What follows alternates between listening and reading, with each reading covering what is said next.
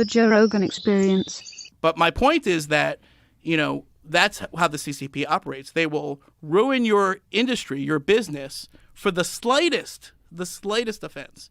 This happened 2 weeks ago with H&M and Nike. Okay? And it's because the business is tied to China, because China does do business with the NBA. Huge business. Huge business. Huge business. And you think that this is it because China enjoys having the NBA as an entertainment entity, or is it Chinese people love the NBA? That's what it is? The NBA is huge in China. It's also, if you think about it from the NBA's perspective, that's their growth, that's their future. Right. That's their biggest growing market for everything, from jerseys to games to you name it. And with a lot of sports, that's the case too. And with Hollywood, and with the stock markets, and with Silicon Valley tech companies, and with American universities, all of the sectors of American society see the Chinese economic market as a huge lure, as well they should. And they do edit films to appease the standards of the Chinese party. Self-censorship is the cost of doing business. Right, but there's certain things they do, like in Doctor Strange, the Tibetan master was replaced by an Anglo-Saxon woman. Yeah. This is my Tibetan face mask, and now this episode will never be aired inside mainland China. Did I just now? Well, I think it's probably already not going to be aired because of all the shit you said. Yeah, that too. But now this will really seal it.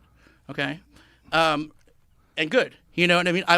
That's not to say we shouldn't engage the Chinese people. We need exchanges. We need to have business there. And this is another sort of conundrum of the U.S.-China relationship that I try to take a stab at in my book, which is that, we have to engage with the Chinese people. We can't decouple our economies. We can't live in two different worlds forever. It's not going to work. Right. But we have to find a way to live with China, and we have to convince the Chinese government to find a way to live with us in a way that doesn't compromise our security and our prosperity and our public health. In other words, while we would love, it's not about regime change, it's not about a Cold War. These are sort of like bumper stickers that people throw out to dissuade people from having an honest conversation about how to deal with a Chinese Communist Party that is becoming increasingly problematic in ways that affect our lives.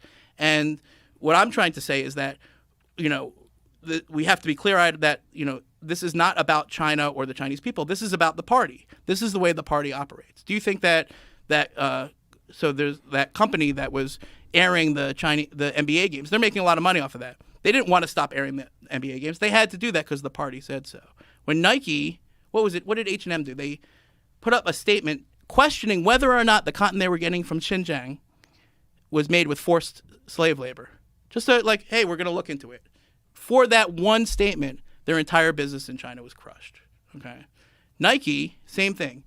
For years, they resisted. These companies, again, they're in a tough position. I get it. Hey, the cotton that you're sending us, was that picked by forced labor slaves? Like, are we allowed to ask? Is it okay?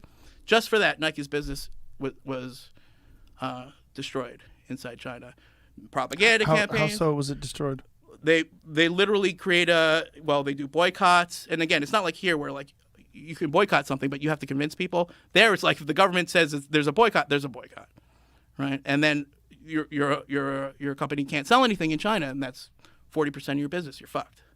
It's a pretty big incentive, right? And none of these companies are powerful enough to stand up to the CCP on their own, which is why I think they have to work with the U.S. government in some sort of way, but that's not really going on because politicians just want to dunk on the companies or they want to criticize them for not doing the right thing, but there's no positive incentives to say to the NBA, hey, listen, why don't we, get together on this thing and we'll use our diplomatic pressure and our diplomatic tools to make sure that American companies and industries don't get punished by the party for bullshit, like a tweet, but we're not sophisticated enough in our discussion of China or in our government response to China to actually make that happen. But I think that's basically where we have to go, and which brings up another inescapable question, which is, if Nike's using slave labor for their shoes, why are sneakers so expensive? What's the overhead?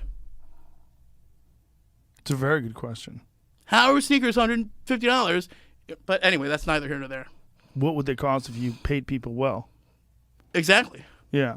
And what's happening? Is it just greed? Yeah. Massive profit margins? Yeah. So anyway, this is a long way of saying that the parties, to understand China, you have to understand that the party is in control of everything, and that dealing with that is just the way things are now. And that doesn't mean that we have to have a Cold War or that we have to decouple from China. It just means we have to figure out a new way to first try to convince them not to do the worst things, and then second, to protect ourselves if they insist. Catch new episodes of The Joe Rogan Experience for free only